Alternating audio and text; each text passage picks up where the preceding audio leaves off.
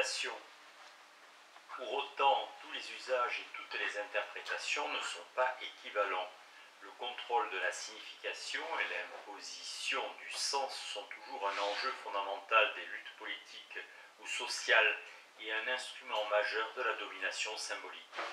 Dans un essai qui lui tient particulièrement à cœur, car il démontre que le travail savant peut aussi être engagement civique, D.F. Mackenzie en fait la démonstration à partir d'un épisode essentiel de l'histoire de son pays, la Nouvelle-Zélande.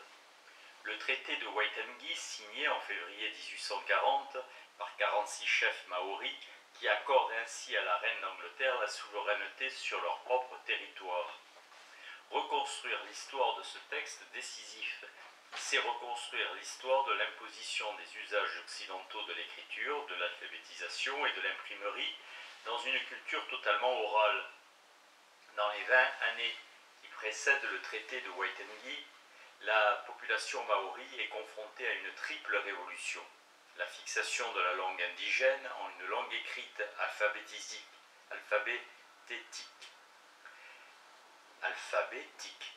une campagne d'alphabétisation en langue vernaculaire et non en anglais, menée par les missionnaires des différentes confessions, et l'introduction de l'imprimerie avec en 1830 la première impression publiée en Nouvelle-Zélande, en l'occurrence des hymnes en langue indigène, et en 1837 l'édition d'un Nouveau Testament maori tiré à 5000 exemplaires par l'imprimeur William Colenso.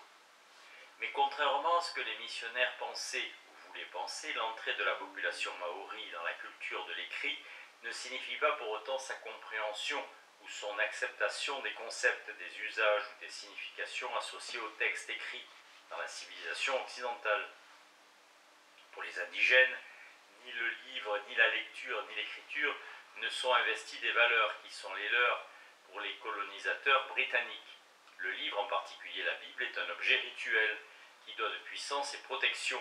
La lecture ou l'écoute d'une lecture faite à haute voix n'est que la condition de la mise en mémoire et de la récitation des textes sus par cœur. Le texte écrit n'a qu'une valeur seconde par rapport aux conventions orales. Cet écart culturel, dont on trouverait maints équivalents dans les sociétés rurales de l'Europe moderne, voire contemporaine, se trouve porteur d'une signification politique majeure avec le traité de Waitangi. Pour les Anglais, la signature par les chefs maoris d'un texte où ils déclarent céder to Her Majesty the Queen of England absolutely and without reservation all the right and powers of sovereignty constitue une reconnaissance sans ambiguïté de la domination politique du colonisateur. Pour les Maoris, il n'en va pas de même, parce que le terme indigène traduisant sovereignty dans la version vernaculaire du traité, à savoir Kawana Tanga, désigne seulement l'acceptation de l'administration britannique, et non l'abandon du pouvoir sur la terre, et parce que le fait de signer n'a aucune valeur particulière, l'essentiel résidant dans les paroles proférées et les engagements pris oralement. Cette superbe étude de D.F. Mackenzie est comme emblématique de toute réflexion sur les usages sociaux de l'écriture. Celle-ci n'est jamais neutre. En contrôler la production, l'emploi, la signification est un puissant instrument de pouvoir. De là, dans les sociétés d'Ancien Régime, l'expression et la marque de la souveraineté par le contrôle de l'espace graphique, en particulier grâce aux programmes épigraphiques qui multiplient les écritures monumentales, les concurrences vives entre tous ceux, maîtres écrivains, notaires, secrétaires, qui prétendent au monopole de l'expertise sur l'écriture, ou encore le contrôle sur les corps exercés par les techniques mêmes de l'apprentissage de l'écriture. L'histoire des formes et des appropriations de l'écrit n'est donc pas une histoire sans conflit. Celle-ci implique toujours des rapports de pouvoir, à commencer par celui qui articule, selon les termes d'Armando Petrucci, le pouvoir de l'écriture, qui appartient à celui qui possède la capacité d'écrire et l'exerce, et le pouvoir sur l'écriture détenu par l'autorité en place, qui le délègue et qui exerce un quelconque contrôle. Avec hardiesse et originalité, Mackenzie formule la question centrale qui traverse aujourd'hui la critique textuelle, comme les sciences sociales, celle de la production du sens, construit dans les relations nouées entre des formes et des interprétations. Histoire et littérature. Pour un historien venu à l'analyse des textes littéraires à partir de l'histoire socio-culturelle à la manière des annales, L'objet essentiel de l'histoire littéraire et de la critique textuelle, quelle que soit l'identité disciplinaire de leurs praticiens, est le processus par lequel des lecteurs, des spectateurs ou des auditeurs donnent sens au texte qu'ils s'approprient. L'interrogation n'est pas neuve dans le champ de l'histoire des littératures. Elle a même porté en réaction contre le strict formalisme de la nouvelle critique, ou du New Criticism, toutes les approches qui ont voulu sortir la lecture du texte et penser la production de la signification soit comme une relation dialogique entre les propositions des œuvres et des catégories esthétiques et interprétatives de leur public, soit comme une interaction dynamique entre le texte et son lecteur, soit comme le résultat d'une négociation entre les œuvres elles-mêmes et les discours ou les pratiques ordinaires qui sont à la fois les matrices de la création esthétique et les conditions de son intelligibilité. De semblables perspectives ont très heureusement perturbé le sommeil dogmatique du structuralisme triomphant qui rapportait le sens des textes au seul fonctionnement automatique et impersonnel du langage, substituant ainsi aux acteurs historiquement impliqués dans la construction du sens l'interprétation souveraine du critique littéraire, découvreur tout-puissant de la signification. Elles ne peuvent toutefois pas satisfaire totalement aux critères d'une approche pleinement historique de la littérature, et ce pour deux raisons. Matérialité du texte, corporalité du lecteur. Leur première limite tient au fait qu'elles considèrent le plus souvent les textes comme s'ils existaient en eux-mêmes, en dehors des matérialités, quelles qu'elles soient, qui en sont les supports et les véhicules. Contre cette abstraction des textes, il faut rappeler que les formes qui les donnent à lire, à entendre ou à voir participent elles aussi à la construction de leur signification. Le même texte, fixe dans sa lettre, n'est pas le même si change les dispositifs de son inscription ou de sa communication. De là l'importance reconquise dans le champ des études littéraires par les disciplines dont l'objet est justement la description rigoureuse des formes matérielles qui portent les textes, paléographie, codicologie, bibliographie.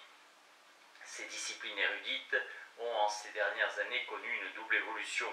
La première les a conduites d'une analyse strictement morphologique des objets à une interrogation sur la fonction expressive des éléments non-verbaux qui interviennent non seulement dans l'organisation du manuscrit ou la disposition du texte imprimé, mais aussi dans la représentation théâtrale, la récitation et la lecture à haute voix.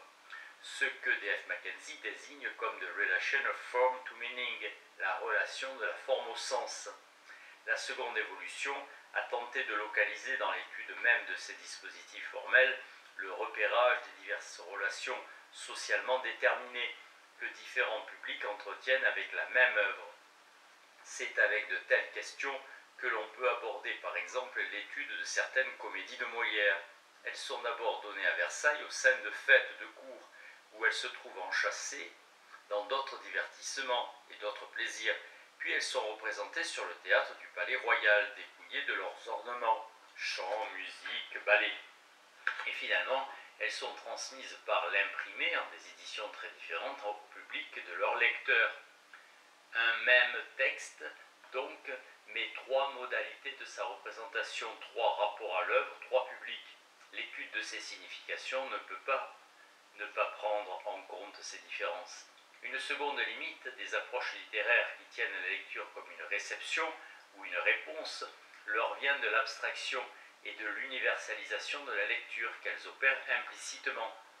Tenue comme un acte de pure intellection dont les circonstances et les modalités concrètes n'importent pas, la lecture qu'elle suppose résulte en fait de la projection à l'universel de pratiques du lire historiquement particulières, celle des lecteurs lettrés et souvent professionnels de notre temps.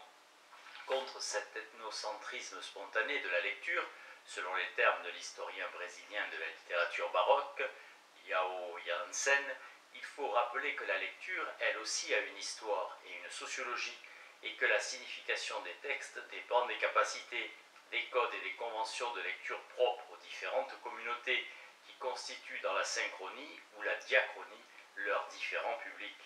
Il faut également rappeler avec Pierre Bourdieu que la lecture lettrée, celle du lector silencieux et herméneute, n'est pas universelle et qu'elle suppose ses propres conditions de possibilité. S'interroger sur les conditions de possibilité de la lecture, c'est s'interroger sur les conditions sociales de possibilité des situations dans lesquelles on lit, et aussi sur les conditions sociales de production des lectores. Une des illusions du lector est celle qui consiste à oublier ses propres conditions sociales de production, à universaliser inconsciemment les conditions de possibilité de sa lecture. Une des tâches principales de l'histoire des œuvres et des genres consiste justement à dissiper cette illusion. Une histoire de la littérature est donc une histoire des différentes modalités de l'appropriation des textes. Elle doit considérer que le monde du texte, pour dire comme Ricoeur, est un monde d'objets et de performances dont les dispositifs et les règles permettent et contraignent la production du sens. Elle doit considérer parallèlement que le monde du lecteur est toujours celui de la communauté d'interprétation, selon l'expression de Stanley Fish, à laquelle il appartient et que définit un même ensemble de compétences, de normes, d'usages et d'intérêts. D'où la nécessité d'une double attention à la matérialité des textes, à la corporalité des lecteurs. Une telle définition du projet de l'histoire littéraire conduit-elle nécessairement à sa dissolution ou son absorption dans un champ intellectuel plus vaste, celui des cultural studies par exemple? Peut-être pas si l'on considère que chaque configuration sociale, certains discours, sont désignés par leurs écarts aux discours et pratiques ordinaires et qu'ils sont produits et diffusés dans un espace social spécifique qui a ses lieux, ses hiérarchies et ses enjeux propres. L'histoire de la littérature a donc comme objet premier la reconnaissance des frontières, diverses selon les temps et les lieux, entre la littérature et ce qui n'est pas elle. De là la définition de domaine d'enquête particulier, ce qui ne veut pas dire propre à telle ou telle discipline. Ainsi, par exemple, la variation des critères qui ont défini la littérarité à différentes périodes, les dispositifs qui ont constitué les répertoires des œuvres canoniques, les traces laissées dans les œuvres elles-mêmes par l'économie de l'écriture, dans laquelle elles ont été produites. Ainsi, selon les époques, les contraintes exercées par l'institution, le patronage ou le marché, ou encore les catégories qui ont construit l'institution littéraire, ainsi les notions d'auteur, d'œuvre, de livre, d'écriture, de copyright. Cette historicisation de la spécificité de la littérature a pour corollaire l'interrogation sur les rapports que les œuvres entretiennent avec le monde social. À distance de la tentation qui fut forte chez les historiens, hélas, de réduire les textes à un pur statut documentaire, il faut travailler sur les écarts. Écarts entre les représentations littéraires et les réalités sociales qu'elles représentent en les déplaçant sur le registre de la fiction et de la fable. Écart entre la signification et l'interprétation correcte, telle que la fixe l'écriture, le commentaire ou la censure, et les appropriations plurielles qui toujours inventent, déplacent, subvertissent. Écart enfin entre les diverses formes d'inscription, de transmission et de réception des œuvres. Produites dans un ordre spécifique, et les œuvres s'en échappent et prennent existence en étant investies par les significations que leur attribuent parfois, dans la très longue durée, leurs différents publics. Articuler la différence qui fonde diversement la spécificité de la littérature et les dépendances multiples qui l'inscrivent dans le monde social, telle est, à mon sens, la meilleure formulation de la nécessaire rencontre entre l'histoire de la littérature et l'histoire culturelle. Il s'agit donc avant tout de construire un nouvel espace intellectuel qui oblige à inscrire les œuvres dans les systèmes de contraintes qui bornent, mais aussi rendent possible leur production et leur compréhension.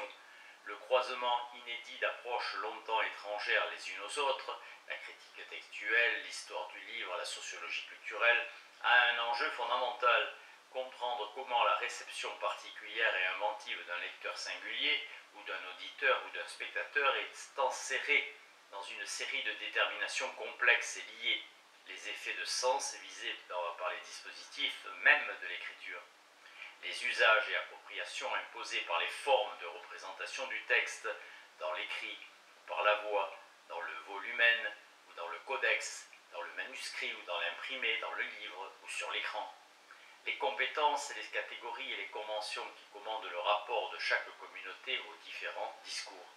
C'est en analysant conjointement ces différentes déterminations et en réintroduisant au centre de leur questionnement l'historicité, dont la discontinuité des objets qui sont les leurs, que l'histoire littéraire et la critique textuelle pourront affirmer leur pertinence en un temps où toutes les disciplines, y compris l'histoire et les sciences les plus dures, font retour sur la dimension nécessairement littéraire de leur écriture. Repérer les effets propres aux différents modes de représentation, de transmission et de réception des textes est donc une condition nécessaire pour éviter tout anachronisme dans la compréhension des œuvres. D'où pour l'historien un problème de méthode particulièrement difficile lorsqu'il entend reconstruire les modalités spécifiques des appropriations orales des textes anciens, alors que celles-ci par définition sont à jamais pour lui des oralités muettes. Le rapport contemporain aux œuvres et au genre ne peut en effet être considéré ni comme invariant ni comme universel. Contre les tentations de l'ethnocentrisme de la lecture, il faut rappeler que nombreux sont les textes anciens qui ne supposent aucunement comme destinataire un lecteur solitaire et silencieux qui serait en quête de sens. Fait pour être dit ou lu à haute voix et partagé dans une écoute collective, investis d'une fonction rituelle, pensés comme des machines à produire des effets, ils obéissent aux lois propres de la performance ou de l'effectuation orale et communautaire. Ils ont été reçus, identifiés, compris à partir de critères tout à fait différents de ceux qui caractérisent notre propre rapport à l'écrit. Il faut donc historiciser les critères de classement, les manières de lire, les représentations de la destination et des destinataires des œuvres telles qui nous ont été léguées par l'institution littéraire. Face aux œuvres des XVIe et XVIIe siècles, et a fortiori des périodes antérieures ou des cultures non occidentales, les catégories que nous manions sans y penser doivent perdre leur immédiate évidence et leur implicite universalité. Pour reconstituer quelque chose des formes morales de la transmission des œuvres et des genres, il est plusieurs stratégies possibles. Il s'agit d'abord de déchiffrer dans les représentations littéraires les pratiques de l'oralité, récitation, chant, lecture à haute voix. Il s'agit alors de constituer le corpus de ces oralités silencieuses que certains textes donnent à entendre dans la fiction de l'écriture. C'est le cas avec le conte raconté par Sancho à Don Quichotte dans le chapitre 20 de la première partie du roman. La description montre avec une acuité extraordinaire que l'on pourrait qualifier l'ethno-sociologique, l'écart qui sépare la façon de raconter de Sancho et les attentes de lecteurs qui sont celles de Don Quichotte. Sancho raconte en multipliant les reprises, les retours en arrière, les relatives et les incises. Il interrompt constamment son histoire par des références à la situation dans laquelle il se trouve placé avec Don Quichotte. Don Quichotte attend lui un récit linéaire, sans reprise, sans répétition, sans digression.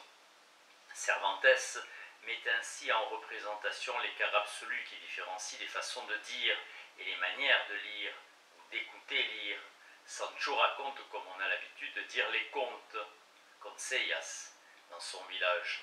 Et Don Quichotte s'impatiente à l'écoute de cette parole si étrangère à la relation qui est celle du lecteur face à un texte écrit, stable, fixe, linéaire. De même façon, dans le chapitre 5 des propos rustiques, Noël Dufayel met en scène la manière dont un riche laboureur, Robin Chevet, raconte d'anciens contes devant sa maisonnée assemblée. Les traits que Dufayel retient pour caractériser cette récitation sont ceux-là même que Cervantes utilise pour qualifier la manière dont Sancho dit les conseillas. Ainsi, les interpellations de l'auditoire, les digressions, les incises et les répétitions. Cette première direction d'enquête n'entend aucunement réduire les œuvres à un statut documentaire, mais elle considère que les représentations littéraires des pratiques de l'oralité désignent, en les déplaçant sur le registre de la fiction, les procédures spécifiques qui les gouvernent.